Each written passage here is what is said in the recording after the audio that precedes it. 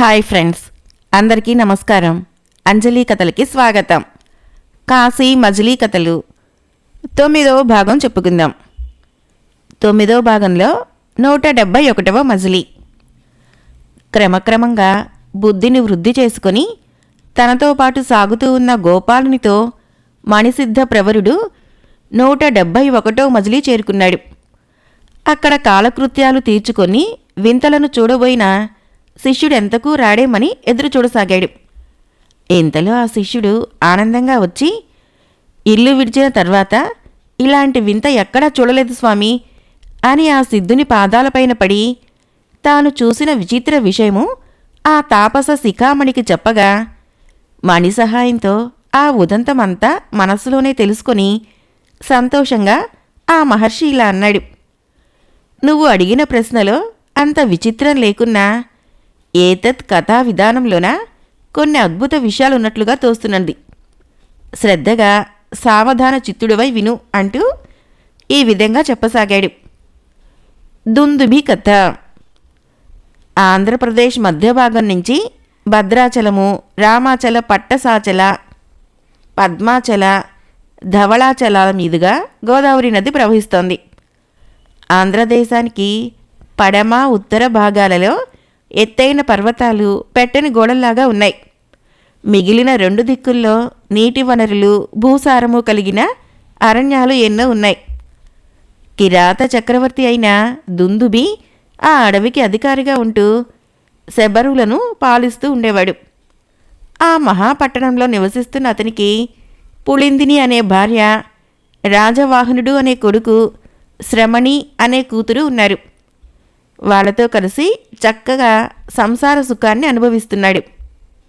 దుందుబి రకరకాల పనిముట్లతో అడవి మధ్యలోకి వెళ్ళి తన అనుచరులతో గోతులు తవ్వించి, ఉచ్చులు పన్ని, పగ్గాలు బిగించి అన్ని రకాల జంతువుల్ని, పక్షుల్ని పట్టించేవాడు. వాటిని చంపకుండా పంజరాల్లోనూ బోనుల్లోనూ పెట్టి ఇంటికి పట్టుకుని వెళ్ళి వాటికి ఆటాపాటలు నేర్పించి మహారాజులకి, ఆటగాళ్ళకి ఆ జంతువులను అమ్మి చాలా డబ్బు సంపాదించేవాడు. ఆశ్రమ జంతువులాగా ఈ మృగాలన్నీ దుందుబి శిక్షణలో శత్రుత్వాన్ని మరిచిపోయి అన్యోన్యంగా, స్నేహంగా మెలిగేవి. దుందుబి ఇంటికి ఎటు చూసినా 4 యోజనాల దూరం వరకు అడవి ప్రాంతమే ఉండేది. ఆ అడవిలో గుర్రాలు, ఎడ్లబండ్లు తప్ప మరి ఏ ఇతర వాహనాలు నడవవు. అలా ఉన్నా కూడా చాలా దేశాల నుంచి మహారాజులు, ఆటగాళ్ళు అతని ఇంటికి వచ్చి జంతువుల్ని, పక్షుల్ని కొనేవారు. అక్కడ గుర్రాలకి, జంతువులకి, పక్షులకి విశాలమైన వేరు శాలలు నిర్మించాడు. అనుచరులు జంతువులకు, పక్షులకు ఆటపాటల్ని నేర్పుతుండేవారు.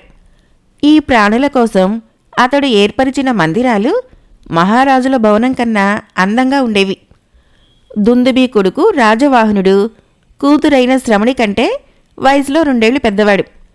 కాని చూసేవారికి మాత్రము వాళ్ళు కవల పిల్లలు అనిపిస్తుంది. పిల్లలు చక్కటి సౌందర్యవంతులు. కిరాతకంలోనే కాక మహారాజు వంశాలలో కూడా ఈ భూమి మీద ఇంతవరకు ఇంత చక్కని పిల్లలు పుట్టలేదని చెప్పడం అతిశయోక్తి కాదు. రాజవాహనుడు చెల్లెలితో కలిసి గజారోహణం, గుర్రపు స్వారీ, వ్యాయామం, విలువిద్యలలో ప్రతిరోజు సాధన చేసేవాడు. వీళ్ళు అప్పుడప్పుడు తండ్రితో కలిసి అడవిలోకి వెళ్ళి వేటాడటం కూడా నేర్చుకునేవారు. రాజవాహనుడికి 14 ఏళ్లు పూర్తి కాకుండానే విలువిద్యలో, గజారోహణంలో తండ్రిని మించిన తనయుడయ్యాడు అనే మాట అనిపించుకున్నాడు. శ్రమణి పక్షులశాలకు వెళ్ళి అన్ని రకాల పక్షులకు సంగీతాన్ని నేర్పుతూ ఉండేది. ఒకరోజు దుందుబి కొత్త జంతువులని, పక్షుల్ని తీసుకురావటానికి శబర సైన్యాన్ని తోడు తీసుకుని దూరదేశాలలోని అడవులకు వెళుతూ, వత్స, వింధ్య పర్వతాలలోని అడవులలో అద్భుతమైన జంతువులు, విచిత్రమైన పక్షులు చాలా వచ్చి ఉన్నాయని మన సేవకులు ఈ వార్తను తెచ్చారు. మన శాలలన్నిటిలో చాలా చోటు ఉన్నది. ఈసారి మనము చాలా అమ్మకాలు చేశాం. నేను కొత్త వాటిని తెచ్చే వరకు ఇక్కడున్న జంతువుల్ని గాని, పక్షుల్ని గాని అమ్మవద్దు. నేను వచ్చేలోగా ఎవరైనా వీటి గురించి వస్తే వాళ్ళకి గౌరవ మర్యాదలు చేసి మళ్ళీ రమ్మని చెప్పు అని కొడుకుకి చేయవలసిన పనిని వివరించి దుందుబి సైన్యంతో సహా వింధ్య పర్వతాల్లోని అడవులకి వెళ్ళిపోయాడు. మహేంద్రపుర రాజైన వసుపాలుడికి కల్పలత అనే కూతురు ఉంది. ఆమెకు పక్షులంటే ఇష్టం ఉండటం వలన అన్ని పక్షుల్ని జంటలుగా పెంచుకోవాలని అనుకుంది. అందుకే దుందుబి రాజ్యానికి వసుపాలుడు ఉత్తరాన్ని రాసి పక్షులను పంపమన్నాడు. అప్పుడు దుందుబి దూరదేశానికి వెళ్లటంతో అతని కొడుకైన రాజవాహనుడు వసుపాలుడికి ప్రత్యుత్తరం రాశాడు. ఆ ఉత్తరంలో, మహారాజా, మా తండ్రి గారు కొత్త జంతువులని పక్షులను తీసుకురావటానికి దూరదేశానికి వెళ్లారు. 10 రోజుల తర్వాత మీ సేవకులను పంపితే మీ కూతురి మనోవాంఛను తీరుస్తాము అనేది ఆ ఉత్తర సారాంశం. ఆ ఉత్తరాన్ని అనుచరులకిచ్చి పంపించాడు రాజవాహనుడు. కొన్ని రోజులకు దుందుబి అనేక రకాలైన పక్షులను జంతువులను ఇంటికి తీసుకొని వచ్చాడు. అప్పుడు అనుచరులు జంతువుల్ని బోనులో పెట్టించి పక్షుల్ని పంజరాలకు చేర్చి ఆయా శాలలను నింపారు. రాజవాహనుడు చెల్లెలతో కలిసి తండ్రి దగ్గరికి వెళ్ళి వసుపాలుడు పంపిన ఉత్తరం గురించి తెలియచేసి తండ్రితో పాటు కొత్తగా తెచ్చిన జంతువులను చూడటానికి అవి ఉన్న శాలలకు వెళ్లారు. తండ్రి వెనకే రాజవాహనుడు శ్రమని జంతువుల విశేషాలన్నిటినీ చూసి సంతోషిస్తూ తరువాత పక్షుల శాలకు వెళ్ళి కొత్తగా తెచ్చిన పక్షులను చూస్తూ ఉండగా ఒక పక్షి వారి దృష్టిని ఆకర్షించింది. ఆ పక్షి అదృష్టవశాత్తు గుజ్జు రెక్కలతో ముద్దుగా ఉండటంతో పిల్లలిద్దరూ ఇది నాది ఇది నాది అనుకుంటూ తండ్రితో, జనక, ఈ వింత పక్షి ఎక్కడ దొరికింది? దీని పేరేంటి? దీని రూపానికి తగ్గట్టుగా స్వరమాధుర్యం ఉంటే బంగారానికి పరిమళం వచ్చినట్లు ఉంటుంది కదా, దీని వృత్తాంతం చెప్పమని అడగగా దుందుబి ఇలా చెప్పసాగాడు. వత్సలారా, ఇది ఏ జాతి పక్షో తెలీదు. దీని గురించి కొండజాతి వాళ్ళెవరూ కూడా చెప్పలేకపోయారు. ఇంతకుముందు దీనిని చూసిన వాళ్ళు లేరు. ఒకరోజు సాయంత్రము ఆ వింధ్య పర్వతం మీద ఒక చెట్టు కొమ్మపై ఉన్న 2 పక్షులు మనోహరమైన గొంతుతో సంగీతాన్ని పాడుతున్నాయి. దేవతలు ఎవరో వచ్చి పాడుతున్నారని అనుకుని మేమంతా ఆ చోటికి వెళ్ళి చూశాము. ఆ పాడుతున్నవి పక్షులను తెలుసుకుని మెల్లగా ఉచ్చు బిగించి వలలు పన్ని అతి కష్టం మీద ఒక పిట్టను పట్టుకున్నాం. 2వ పిట్ట పారిపోయింది. ఆ పక్షి కోసం 10 రోజులు ఆ అడవంతా వెతికించాను, కానీ దొరకలేదు. పట్టుబడినది మొదలు ఈ పిట్ట మౌనవ్రతం పాటిస్తోంది. ఎప్పుడైనా అప్పుడు పాడిన పాట పాడుతుందేమోనని చూస్తున్నాను. ఏదీ మాట్లాడదు. 2-3 రోజులు ఆహారం తినలేదు.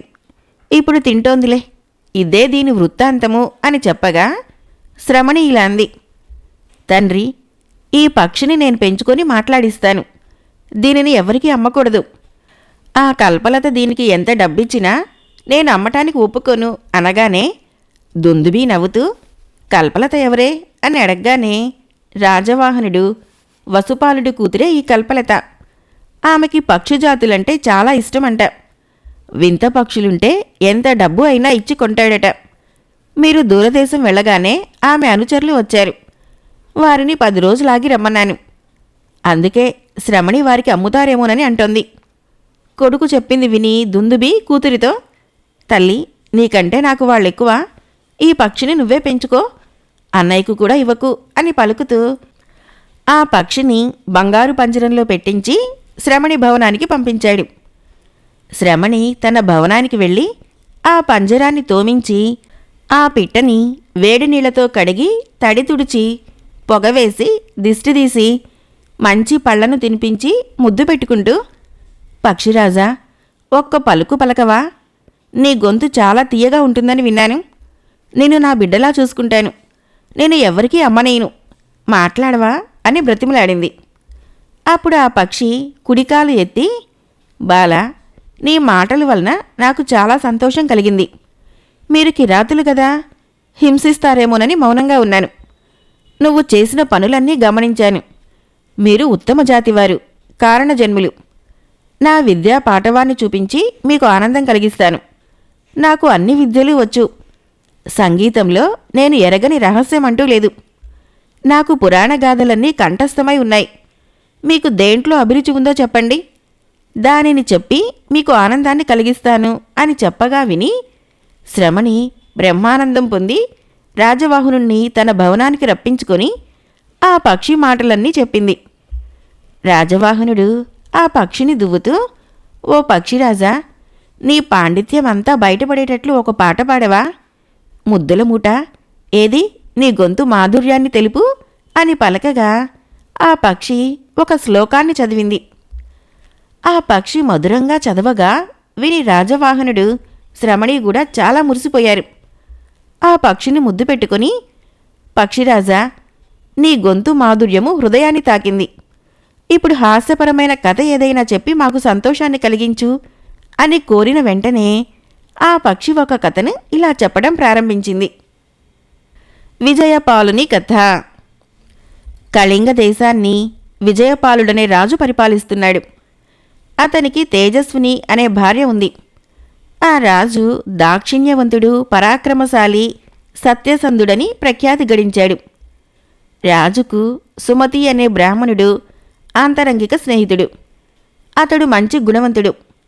సుమతి నిష్కపటంగా రాజసేవ చేస్తున్నాడు. రాజదంపతుల దగ్గర అతనికి చాలా చనువు కలిగి మెలిగేవాడు. ఎంత చనువున్నా కూడా అతడు తన హద్దుల్లోనే ఉండేవాడు. ఒకరోజు రాజదంపతులు ఒక నాటకాన్ని చూశారు. ఆ నాటకంలో ఒక నటుడి నాట్యాన్ని రాజు పొగుడుతూ ఉంటే సుమతి ఆ నాట్యంలో లోపం ఉందని చెప్పాడు.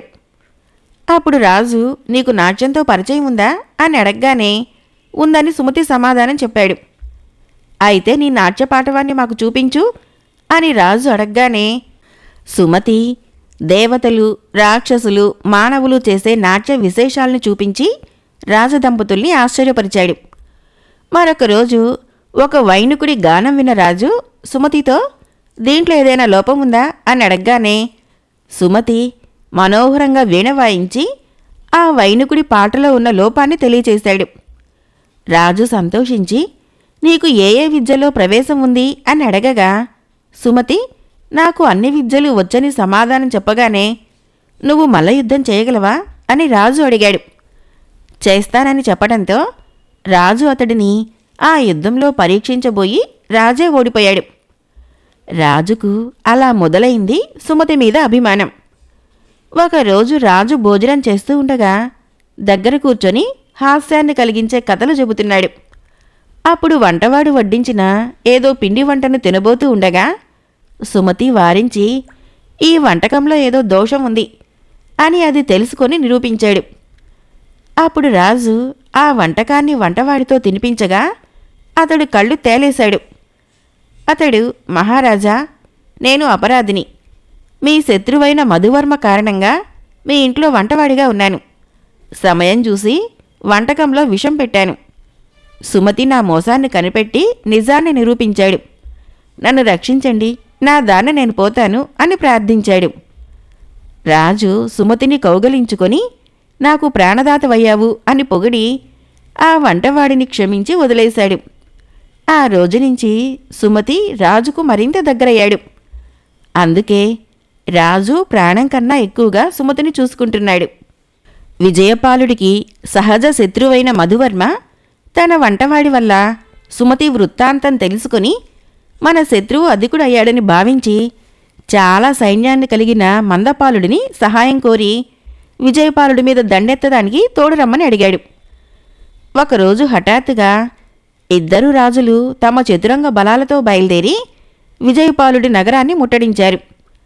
విజయపాలుడు అది గ్రహించి శత్రువుల బలాలను చూసి భయపడి సుమతితో ఇప్పుడేం చేయాలంటూ దీనంగా అడగటంతో సుమతి ధైర్యంగా, మహారాజా, భయపడకండి.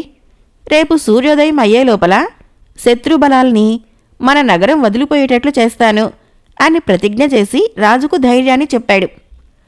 ఆ రోజు అర్ధరాత్రి పూట సుమతి దివ్యాలంకారాలు ధరించి గంధం పూసుకొని అంజనం మహిమతో మాయమై మందపాలుడి శిబిరంలోకి వెళ్ళి నిద్రపోతున్న అతన్ని లేపి, భూపాల, నేను ఇంద్రుడి దూతను. ఇంద్రుడు నీకు ఈ వార్తను చెప్పి రమ్మని పంపించాడు. విజయపాలుడు చాలా ధర్మాత్ముడు, దేవతలకు ఇష్టమైనవాడు. మధువర్మ చాలా దుర్మార్గుడు. వాడి ప్రోత్సాహంతో నువ్వు విజయపాలుడి మీదకి దండెత్తి వచ్చావు. మాకు ఇది ఇష్టం లేదు. ఇది అధర్మం కూడా. రేపు సూర్యోదయం కాకుండానే నువ్వు ఊరు వదిలిపోవాలి. లేకపోతే నీ అవిధేయతని ఇంద్రుడికి చెబుతాను.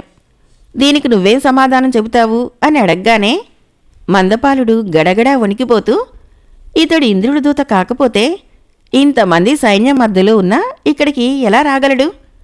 ఇది నిజమే కావచ్చు అనుకొని చేతులు జోడించి, ఓ మహానుభావ, త్రిలోకాధిపతి అయిన ఇంద్రుడి సందేశాన్ని మన్నించకపోవటానికి నేనెంతటి వాడిని? వారి ఆజ్ఞ ప్రకారమే చేస్తాను. నన్ను అనుగ్రహించండి అని పలికాడు. సూర్యోదయం కాకుండానే తన బలాల్ని తీసుకొని నిజనగరానికి వెళ్ళిపోయాడు. నిస్సహాయుడైన మధువర్మ బలాన్ని విజయపాలుడి వీరభటులు సులభంగా ఓడించగలిగారు. రాజు సుమతి చేసిన మహోపకారాన్ని పొగిడాడు. తన భార్య దగ్గర అతని సుగుణాల్ని మెచ్చుకున్నాడు. సుమతి గుణవంతుడే కాదు, రూపవంతుడు కూడా. పైగా తరుణ వయస్కుడు కావటంతో రాజు భార్యకి అతన్ని చూసినప్పుడల్లా మనసులో కొంత మన్మథ వికారం మొదలయ్యేది. కానీ అంతలోనే అణుచుకునేది. అతని గుణగణాలు విన్న కొద్దీ ఆమెకి సుమతి మీద ప్రేమ పెరగసాగింది. స్త్రీలు మంచి కులంలో పుట్టినా, రూపవంతులైన, పెళ్ళి అయిన భర్త ఉన్నా కూడా నియమం కలిగి ఉండరు. ఇదే స్త్రీలలో ఉన్న పెద్ద దోషం. స్త్రీలను తమ దగ్గరుండి ఆశ్రయించేవాడిని ఎవరైనా సరే వారిని వదులుకోరు. తేజస్విని సుమతి రూపాన్ని, పరాక్రమాన్ని తలుచుకుంటూ ఒకరోజు భర్తతో, ప్రాణేశ్వర, నాకు వీణ నేర్చుకోవాలని చాలా కాలంగా మనసులో కోరిక ఉంది. ఆ కోరికను ఎప్పుడూ మీతో చెప్పకుండా మనసులోనే దాచుకున్నాను. మీరు వింటూ ఉండగా నేను మనోహరంగా వీణను మీటుతూ పాట పాడాలనే కోరిక కలిగింది. ఈ అభిలాష తీర్చరా అని అడగగా రాజు, ఓహో, దీనికి నన్నింతగా బ్రతిమలాడాలా? మంచి వైణికుడు మన ఇంట్లోనే ఉన్నాడు కదా, అతడంటే నీకు ఇష్టమే కదా, అతడి ద్వారా నేర్చుకో అని అన్నాడు. అప్పుడు తేజస్విని, ఆర్య, మీ అనుమతి లేనిదే ఏ పని చేయటం నాకు అలవాటు లేదు కాబట్టి ఇలా అడిగాను. మీరే అతడికి ఈ పని చేయమని ఆజ్ఞాపించండి అని పలుకగా రాజు సుమతిని పిలిచి, మిత్రుడా, తేజస్వినికి వీణ నేర్చుకోవాలనే కోరిక కలిగింది. నువ్వు నాకు ఆంతరంగిక మిత్రుడివి కాబట్టి నీకు ఎటువంటి ఆటంకమూ లేదు. ఆమె కోరినప్పుడు వీణ నేర్పుతూ ఉండమని చెప్పాడు. సుమతి మహాప్రసాదమని ఒక మంచి ముహూర్తం చూసి వీణ నేర్పడం ప్రారంభించాడు. నిర్వికార మనస్సుతో తేజస్విని తన అనుచరులను దగ్గర ఉండనీయకుండా ఏకాంత ప్రదేశంలో కూర్చొని సుమతి దగ్గర వీణ నేర్చుకుంటుంది. అతడు ఒకటి చెబితే ఇంకోటి చేస్తుంది. స్వరం చెబితే గీతం, గీతం చెబితే పదం, పదం చెబితే కృతి పాడుతోంది. అంతేకాకుండా అతడిపై శృంగార లీలలను ప్రకటిస్తోంది. సుమతి ఆమె రాజు భార్య అనే గౌరవంతో మారు మాట్లాడకుండా ఆమె ఏవి పాడినా దాంట్లో తప్పులు దిద్దుతూ నేర్పుతున్నాడు. 4 రోజులు గడిచాక ఒకరోజు తేజస్విని తన చూపును అతడిపై ప్రసరింపజేసి, ఓ మనోహర, నీ శిక్షణ చాలా గొప్పగా ఉంది. కొత్త కల్పనలు ఏమీ చెప్పవేం? నేను పాడిన దానినే అందుకొని పాడతావు. నీ మనసు ఇంకెక్కడో ఉంది కాబోలు.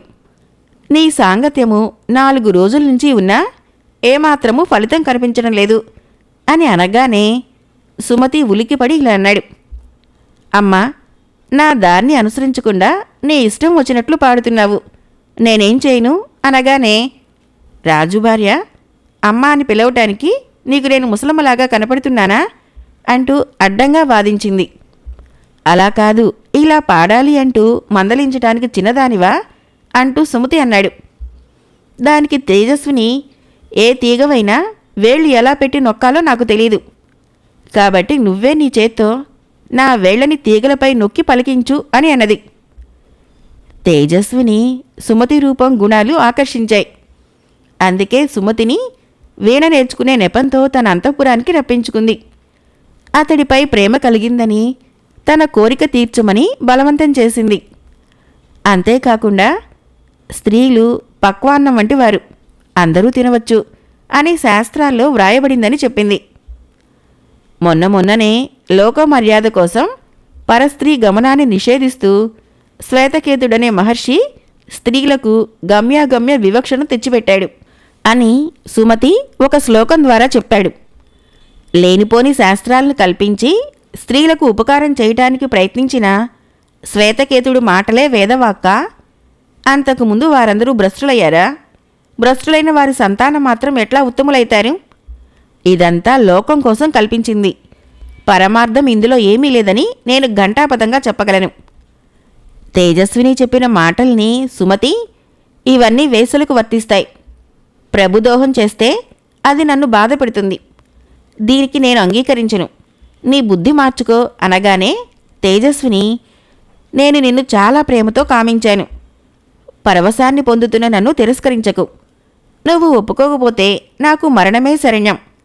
కానీ నీ అంతు చూసిన తర్వాతే నేను చచ్చిపోతాను అన్నది. అధర్మంగా చాలా సంవత్సరాలు బ్రతకడం కంటే ధర్మంగా క్షణకాలం జీవించడమే మంచిది అన్నాడు సుమతి.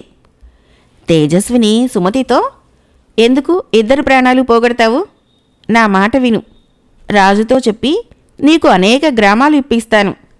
సామంత రాజులందర్నీ నీ పాదాక్రాంతుల్ని చేస్తాను. నువ్వే ఈ రాజ్యానికి అధిపతిగా ఉండు.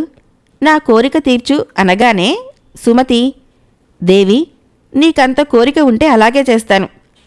కానీ తొందరపడితే ఈ రహస్యం బయటపడుతుంది. కొన్ని రోజులాగు. సర్వనాశనమయ్యే ఈ విరోధం నాకెందుకు అని పలికి ఆమెకు కొంత సంతోషాన్ని కలిగించి అక్కడి నుంచి తప్పించుకొని పోయాడు. రాజు భార్యకి సుమతి మీద ప్రేమానురాగాలు పెరుగుతూ ఉన్నాయి. ఆమె ఎప్పుడు ఎప్పుడు అని అడుగుతుంటే ఇదిగో ఇదిగో అంటూ సుమతి కాలాన్ని గడుపుతున్నాడు.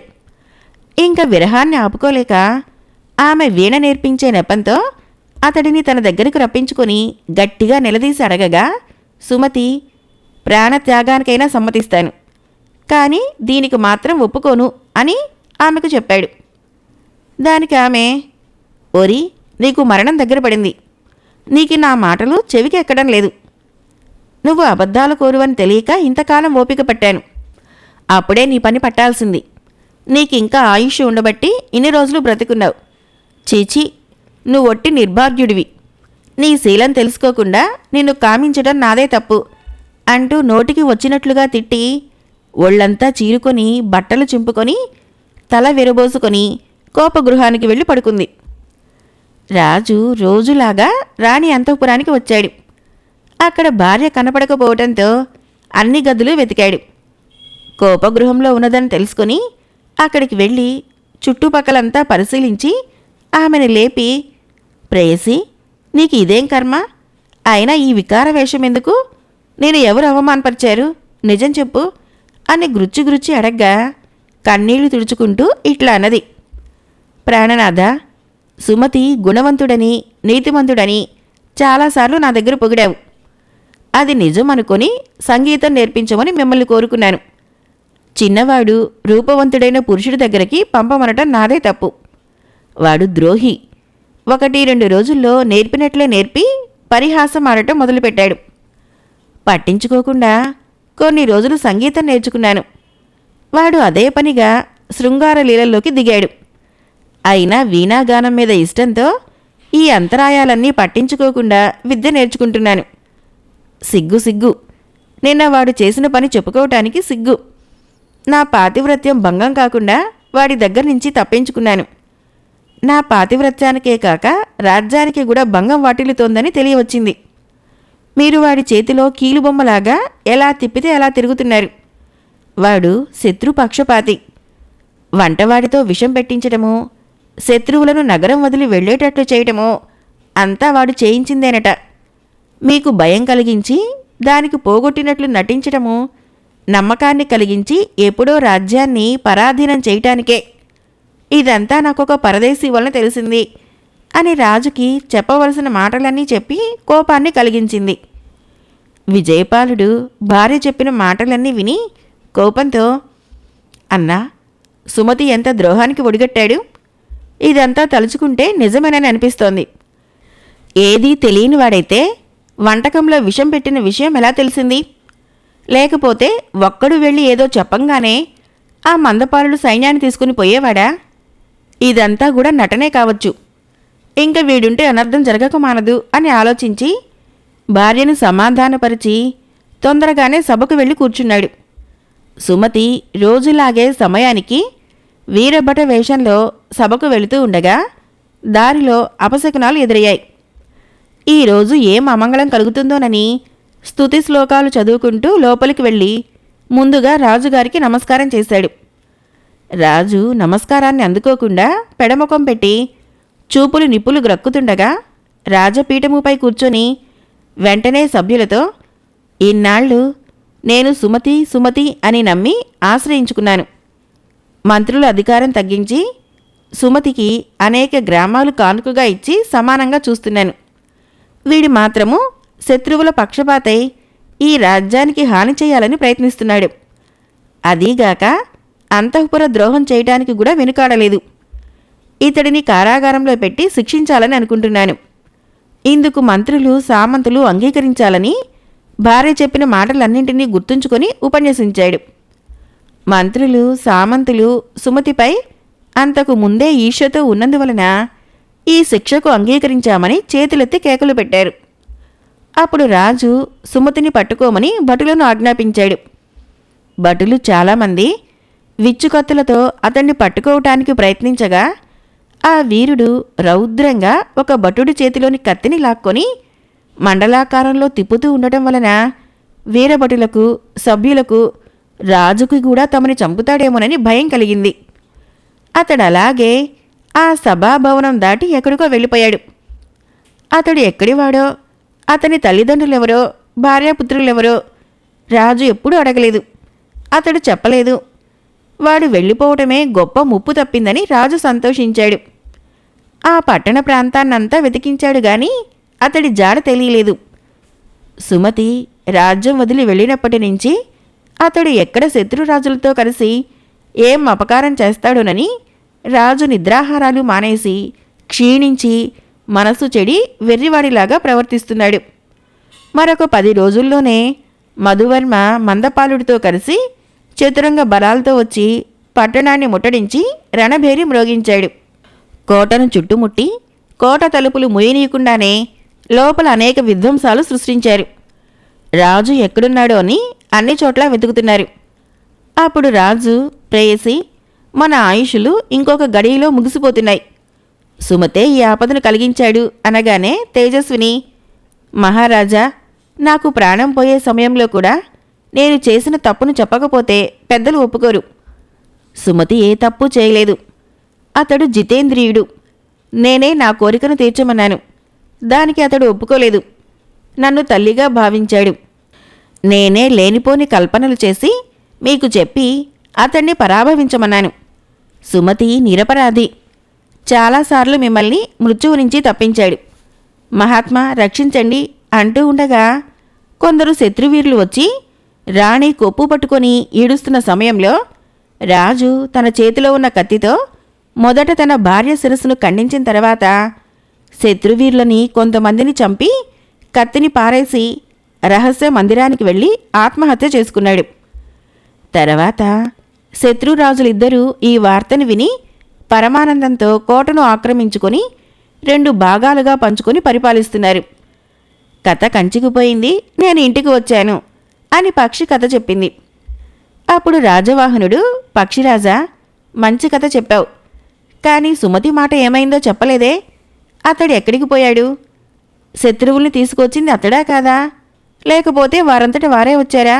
చెప్పు అనగానే పక్షి, బిడ్డలారా, సుమతి ఏమయ్యాడో నాకు తెలీదు. నాకు వచ్చిన కథను చెప్పాను. తర్వాతి వృత్తాంతము నా జోడు పిట్టకు తెలుసు అన్నది. అప్పుడు రాజవాహనుడు, చెల్లి, సుమతి విషయంలో నీ అభిప్రాయం ఏమిటి? శత్రువుల్ని కలిశాడా లేదా అని అడగగానే శ్రమణి కలిసే ఉంటాడు, లేకపోతే శత్రురాజులిద్దరూ ఇంతలోనే కోటను ముట్టడించరని చెప్పింది. లేదు లేదు, సుమతి అటువంటి కృతజ్ఞత్వపు పని చేయడు. అతడికి ఏమీ తెలియదని నా అభిప్రాయం అని రాజవాహనుడు అనగానే, సుమతి లేడని తెలిసి వారి కోటను ముట్టడించి ఉంటారా? కాదు, తెలిసే శిక్షింపజేశారని శ్రమణి వాదించింది. ఈ విషయమై పిల్లలిద్దరూ వాదించుకున్నారు. ఆ పక్షి మాత్రము ఏమీ చెప్పలేకపోయింది. ఈ కథ తర్వాతి వృత్తాంతం తెలిసిన పక్షి ఎక్కడుందో తెలుసుకొని తెప్పించి దాని వలన ఆ కథలోని నిజానిజాలు తెలుసుకోవాలని శ్రమణి రాజవాహనుడు నిశ్చయించుకున్నారు. కాశీ మజిలీ కథలు 119వ భాగం సమాప్తం. ఫ్రెండ్స్, నా కథలు నచ్చినట్లయితే మన ఛానల్ని తప్పకుండా సబ్స్క్రైబ్ చేయండి, లైక్ చేయండి, షేర్ చేయండి, కామెంట్ చేయండి. Thank you.